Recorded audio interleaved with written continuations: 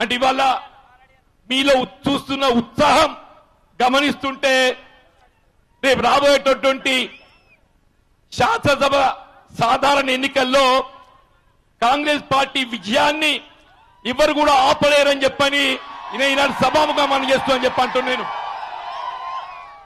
ఇవాళ 5 గంటలకు ఆరంభమైనటువంటి ఈ పాదయాత్ర దాదాపు 8 గంటలు అవుతుందని చెప్పంటూ నేను నా 4 దశాబ్దాల సుదీర్ఘ ప్రజా జీవితంలో నేను ఈనాడు గమనించినటువంటి ఒక కాంగ్రెస్ కార్యకర్తల అభిమానం ఉత్సాహం ఇలా వాస్తవంగా నాలో ఏదైతుందో మరింత రెట్టింపు పట్టుదల ఉత్సాహాన్ని నింపుతున్నాయని చెప్పక తప్పదని చెప్పంటూ నేను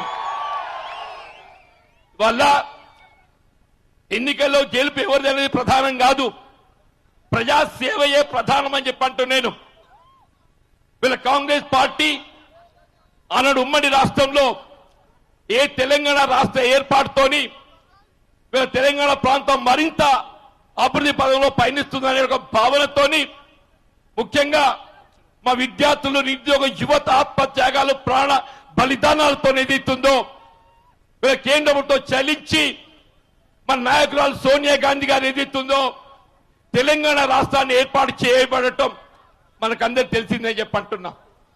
తెలంగాణ రాష్ట్రం ఏర్పాటు కాబట్టి దాదాపు 9 సంవత్సరాలు గడుస్తుంది. ఈ 9 సంవత్సరాల కాలంలో ఒకసారి మన గత ఉమ్మడి రాష్ట్ర పాలనకున్న ఈ పాలనకు మనం పోల్చి చూద్దాం, గమనించి చూద్దామని చెప్పి అంటున్నాను. ఆనాడు ఏదైతుందో స్వర్గీయ ఇందిరాగాంధీ గారు ఈ వెనుకబడిన తెలంగాణ ప్రాంతాన్ని సస్యశ్యామలం చేయాలనే ఒక భావనతోని శ్రీరామ్ సాగర్ ప్రాజెక్ట్ నిర్మాణం తలపెడితే ఇవ్వాలని కూడా ఉమ్మడి కరీంనగర్ జిల్లాలో సాగవుతున్నటువంటి ప్రతి ఎకరా విస్తీర్ణం శ్రీరామ్ సాగర్ ప్రాజెక్ట్ ఆయకట్టే నీటితో మాత్రమే నేను చెప్పక తప్పదని చెప్పంటున్నాను.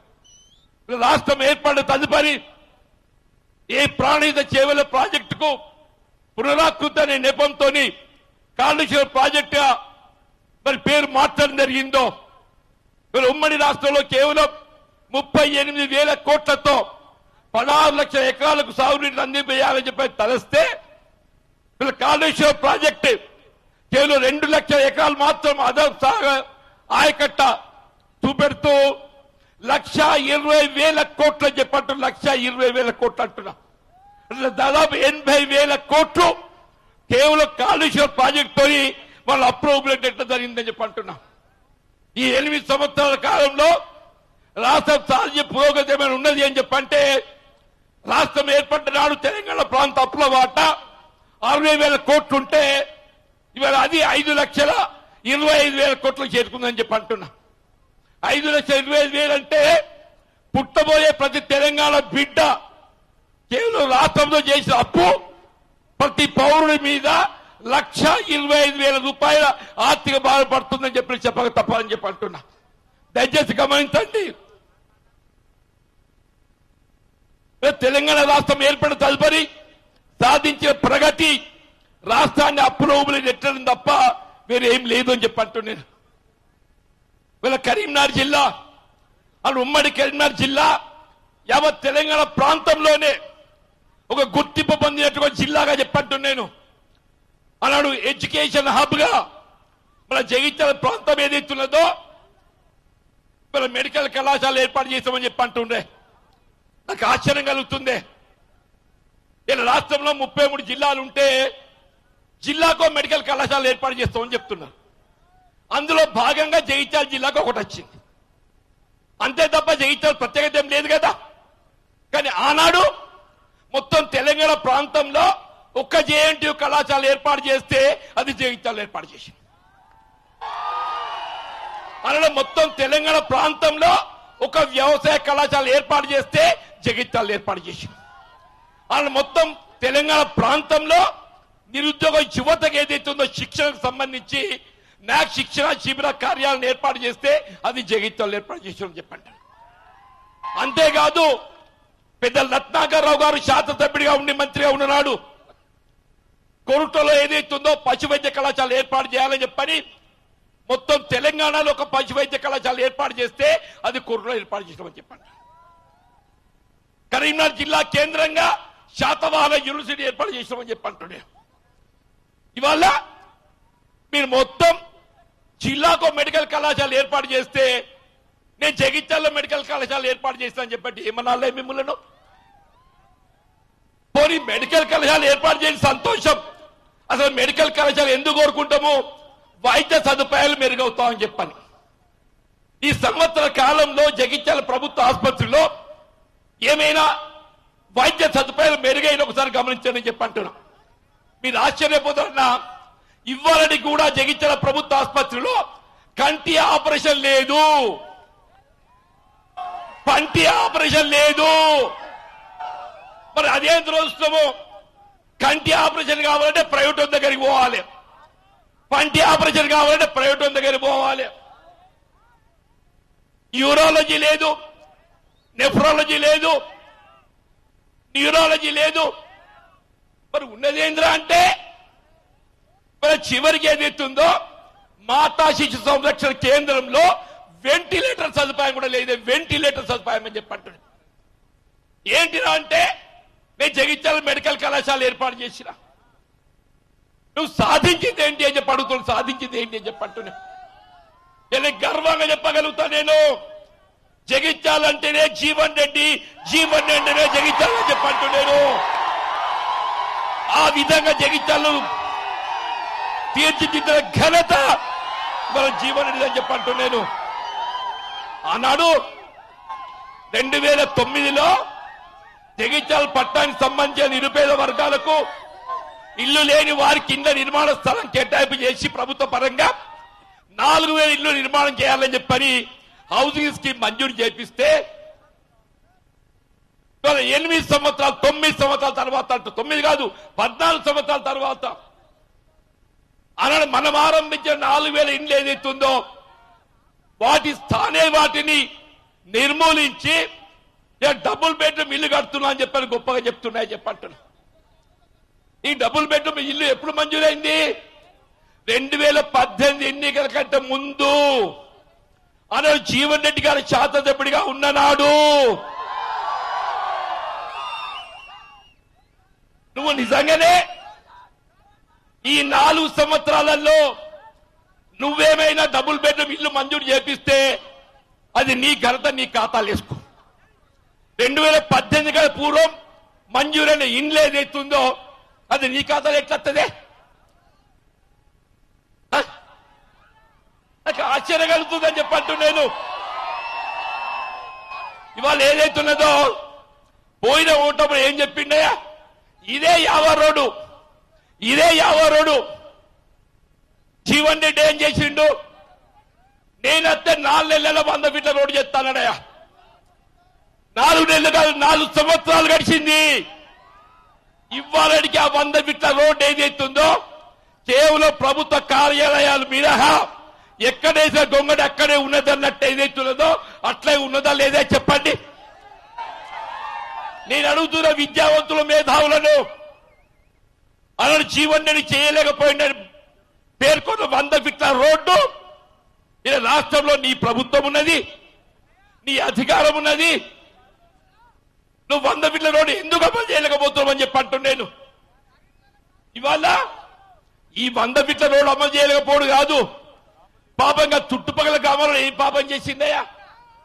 ఆ దరూరు, నర్సింగాపూరు, మోతే, తిమ్మాపూరు, తిప్పలపేట, గోపాలపేట, శంకులపల్లి, హస్నాబాద్, అమ్మార్పేట, లింగంపేట. మిత్రులు రేవంత్ రెడ్డి గారు ఈరోజు నర్సింగాపూర్కి వస్తే అటు రైతు అందరూ ఏదైతుందో సార్ జగిత్యాల్లో ఇంతవరకు 2 ప్రాజెక్ట్ నిర్మాణానికి మా భూములు కోల్పోయినాం.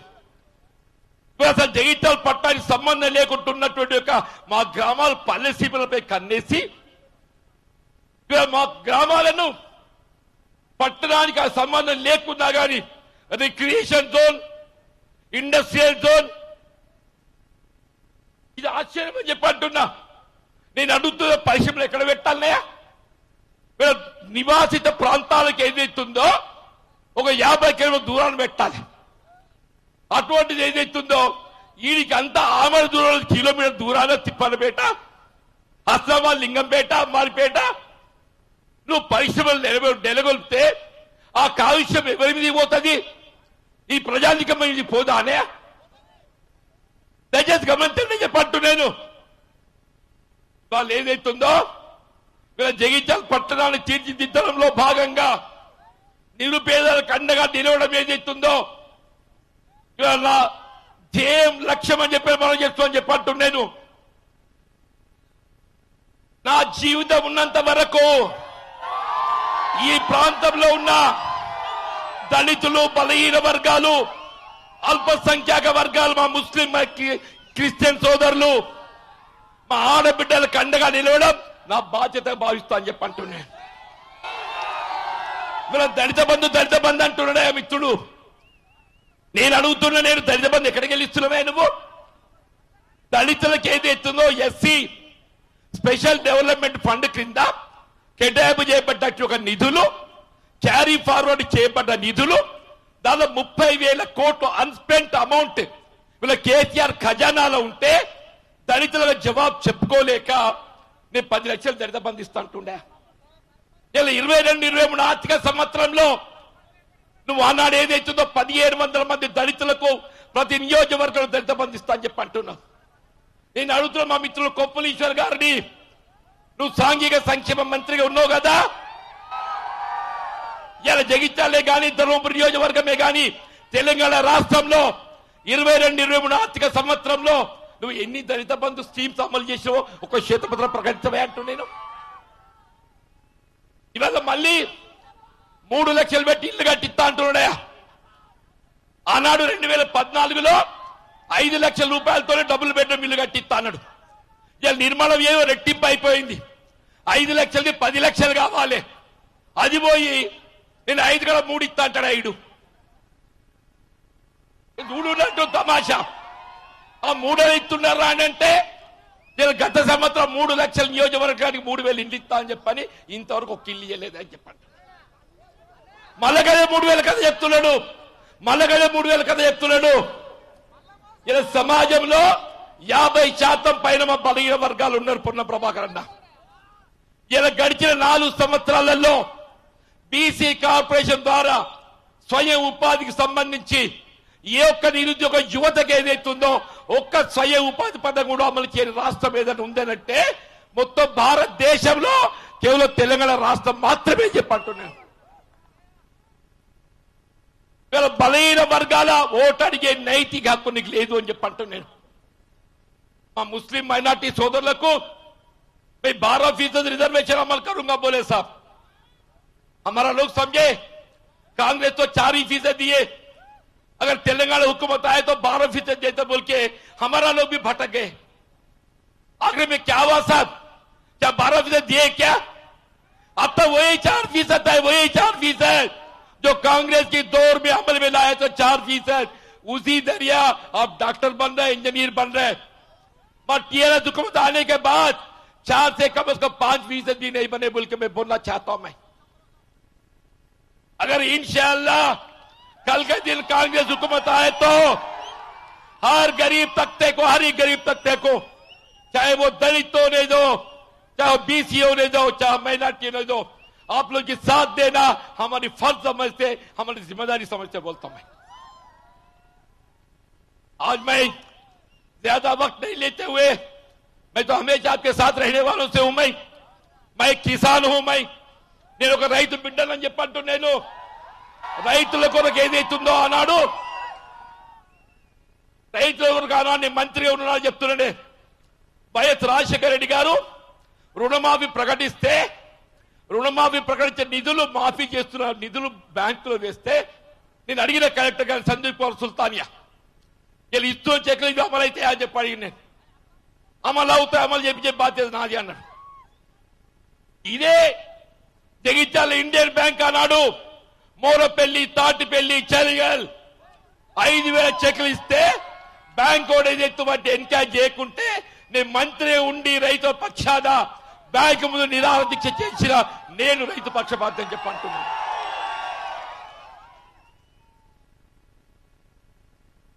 నేను అడుగుతున్న టీఆర్ఎస్ నాయకులను, అలా మీరు నాతో కూర్చున్నారు ధర్నాలు. నేను ఒక మంత్రిగా ధర్నా చేస్తే నాతో పాటు మీరు కూర్చున్నారని చెప్పంటున్నా. కేవలం మాటలు చెప్పుడు కాదు, చేతలు కావాలని చెప్పంటూ నేను రైతులకు వరి ధాన్యం కొనుగోలు చేపించడానికి తప్ప లేదు, తాలు లేదు, దుమ్ము లేదు, ధూళి లేదు, ఆర్తి లేదు, హమాలి లేదు, రవాణా ఛార్జీ లేదు. ఎక్కడ కళ్ళ ఉంటే అక్కడ బడ్లు తోకేటట్టు కార్యక్రమాన్ని అమలు తలపెట్టిన ఘనత కాంగ్రెస్ పార్టీదని చెప్పి చెప్పంటున్నా. నిజమాబద్ధమే. నిన్న ఛత్తీస్గఢ్ ముఖ్యమంత్రి భూపేష్ బఘేల్ గారు కరీంనగర్ కచ్చుడు, కరీంనగర్ గడ్డ మీదకి. ఇలా మా మిత్రుడు కేసీఆర్ చెప్తున్నాడా, నిన్న 5,000 రైతు బంధు ఇస్తున్నా అని చెప్పని. నేను అడుగుతున్న కేసీఆర్ గారిని, ఒక్కసారి ఛత్తీస్గఢ్ చూసినా అక్కడ ఏదైతుందో ఎకరా 15 క్వింటల్లు ప్రతి క్వింటల్ వరి ధాన్యం మీద 600 రూపాయలు అధికంగా చెల్లింపు చేసే విధంగా 15 నార్ల 9,000 రూపాయలు ఇస్తున్న పంట 9,000 రూపాయలు ఇస్తున్నా చెప్పండి. నీ 5,000 ఎక్కువ 9,000 ఎక్కువ అని చెప్పంటున్నా. నేను 9,000 ఎక్కువ 9,000 ఎక్కువ అని చెప్పంటున్నా. రేపు రాష్ట్రంలో కాంగ్రెస్ ప్రభుత్వం అధికారం రావడంతోనే వరి ధాన్యానికి మద్దతు ధర ఎంత ఉన్నప్పటికీ కూడా మద్దతు ధరకు ఆధారంగా 600 రూపాయలు ఇప్పించే బాధ్యత కాంగ్రెస్ పార్టీ ప్రణాళికలో పెట్టాలని చెప్పంటున్నాను. ఇది రైతు పక్షపాతి, ఇది రైతు పక్షపాతి అని చెప్పంటున్నా. ఆనాడు జలగం వెంగళరావు గారు ముఖ్యమంత్రి ఉండగా ఇదే ఎస్ఆర్బి ప్రాజెక్ట్ ఆరంభంలో జగిత్యాల ప్రాంతానికి చక్కెర ఫ్యాక్టరీ ఏర్పాటు చేసి రైతాంగానికి అండగా నిలబడే విధంగా మెట్పల్లి ప్రాంతంలో చక్కెర ఫ్యాక్టరీ ఏర్పాటు చేపిస్తే వాళ్ళ కేసీఆర్ ఏం చేసిండే, తెలుగుదేశం 50% వాటా విక్రయిస్తే ఈ దొరగారు వచ్చి ఆయన 49% వాటా మూసేసిండే. బాబా వెంగళరావు గారు ఒక రైతు బిడ్డ కాబట్టి, ఆయనకి రైతుల కష్ట సుఖాలు తెలుసు కాబట్టి ఉమ్మడి కరీంనగర్ జిల్లాలో చక్కెర కర్మాగాన్ని ఆరంభింపజేసింది జలగం వెంగళరావు గారు, కాంగ్రెస్ పార్టీ అని చెప్పి మనం చేస్తున్నాను. ఇవాళ కల్వకుంట్ల చంద్రశేఖరరావు గారు ముఖ్యమంత్రి, కల్వకుంట్ల కవిత గారు పార్లమెంట్ సభ్యురాలు, కల్వకుంట్ల విద్యాసాగర్ రావు గారు ఎమ్మెల్యే, కల్వకుంట్ల తారక రామారావు గారు పరిశ్రమల మంత్రి. నలుగురు దొరలు కలిసి ఇలా చక్కెర ఫ్యాక్టరీ అమ్మకాన్ని పెట్టింది. నిజమాబద్ధమే. ఇవాళ నేను రేవంత్ రెడ్డి గారితో రేపు రాబోయేటటువంటి ఎన్నికల ప్రణాళికలో ఇవాళ జగిత్యాల జిల్లాకు సంబంధించిన ఒక చక్కెర కర్మాగారాన్ని 6 మాసాల లోపల పునఃప్రారంభింపజేసే విధంగా మీరు మేనిఫెస్టోలో పేర్కొనాలని చెప్పని ఈనాడు సభాముఖంగా నేను వినోద్ చేస్తున్నాను చెప్పంటున్నా. ఇది రైతు పక్షపాతి చెప్పంటున్నా. మీరు రేపు మెట్పల్లి పసుపు మార్కెట్ సందర్శించబోతున్నారు. ఈ ప్రాంతం అంతా పసుపు పండించే రైతు అని చెప్పంటున్నా. ఒకప్పుడు ఏదైతుందో క్వింటల్ పసుపు అమ్మితే తులం బంగారం వస్తుండేనే. ఇవాళ తులం బంగారం అమ్మితే ఇలా 1 గ్రాము రావటం లేదని, 1 క్వింటాల్ రావటం లేదని చెప్పంటున్నా. రేపు కాంగ్రెస్ ప్రభుత్వం అధికారం రావడంతోనే 15,000 రూపాయల క్వింటాల్ పసుపు ధర పలికే విధంగా ఇలా రైతు గట్టిగా నిలబడిన కాంగ్రెస్ పార్టీ లక్ష్యం అని చెప్పంటున్నా. దయచేసి ఏదన్నా కానివ్వండి, వల్ల నిజంగా మీరు చూపెడుతున్నట్టు అభిమానం చూస్తుంటే నాకు మైక్ ఇడిచిపెట్టే బుద్ధి అయితే లేదు. కానీ మిత్రుడు రేవంత్ రెడ్డి గారు ఏదైతుండో అంత దూరంగా వెళ్ళి ఇవాళ జగించాలా, అసలు జీవన్ రెడ్డి అంటే ఎందుకంటే చూద్దాం నీటికి వచ్చిండే.